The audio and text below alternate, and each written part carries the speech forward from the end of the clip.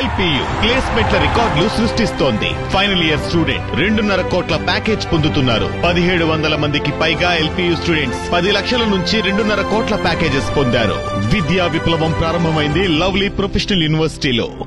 ఎక్కడ కూడా ఆయన తీసుకున్నట్టుగా మాట్లాడడం లేదు. బాలా గారు ఆయన రెమ్యునరేషన్ కూడా తీసుకోలేదు.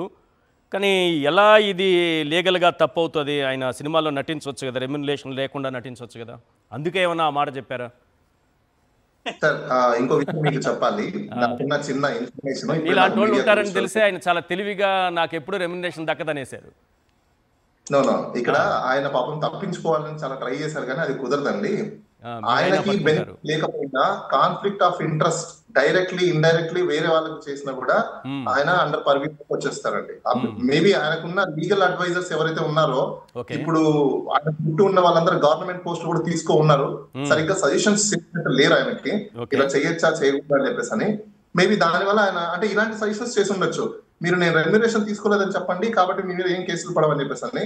ఐ థింక్ వాళ్ళు రాంగ్ సజెషన్స్ చేసినట్టున్నారు, రాంగ్ గైడెన్స్ ఇచ్చినట్టున్నారు. ఆయన రెమ్యునరేషన్ తీసుకోకపోయినా బట్ బెనిఫిషియల్ డైరెక్ట్లీ ఇండైరెక్ట్లీ ఆయనకు సంబంధించిన వ్యక్తులకు చేస్తే మాత్రం ఖచ్చితంగా దీంట్లోకి వస్తారు. ఇంకొక విషయం, నాకు నా వాట్సాప్ గ్రూప్ లో ఆయన మీద కంప్లైంట్ చేశారని చెప్పేసి అని నాకు ఒక వాట్సాప్ వచ్చింది.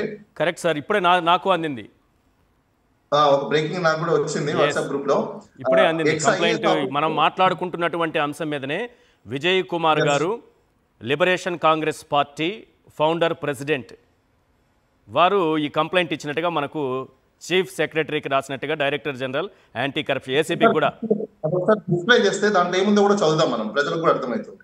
ఎస్ మీ దగ్గర ఉందా కాపీ? అది నా దగ్గర ఉంది, మీరు ఒకసారి డిస్ప్లే చేస్తే డిస్ప్లే చేయడానికి సమయం పడుతుంది. మీ దగ్గర ఉన్న ఫస్ట్ ఆ ఒక్క పాయింట్ చదవండి. అసలు ఇంతసేపు మనం మాట్లాడుకున్న దానికి కరెక్టా కాదా అన్నది ఈ కంప్లైంట్ కాపీ ద్వారా ఏమైనా ఆన్సర్ లభిస్తుంది, ఒకసారి చూద్దాం. నేను ఆ కాపీలో ఏముందో కూడా చదువుతాను. Complaint regarding alleged misconduct, conflict of interest and misuse of government resources.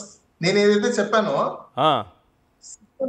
Resources అంటారు వాళ్ళని, by Mr. Pawan Kalyan Konidala, Deputy Chief Minister of Andhra Pradesh, in connection with his recent cinematic activities. Super. అంటే ఇప్పుడు మనం మాట్లాడుకున్న దాంట్లో మీరు చెప్పిన దాంట్లో కూడా ఎక్కడ ఏది లీగల్ దాటి మనం మాట్లాడలేదు, కరెక్ట్ గానే మాట్లాడినట్టు, అంతేనా?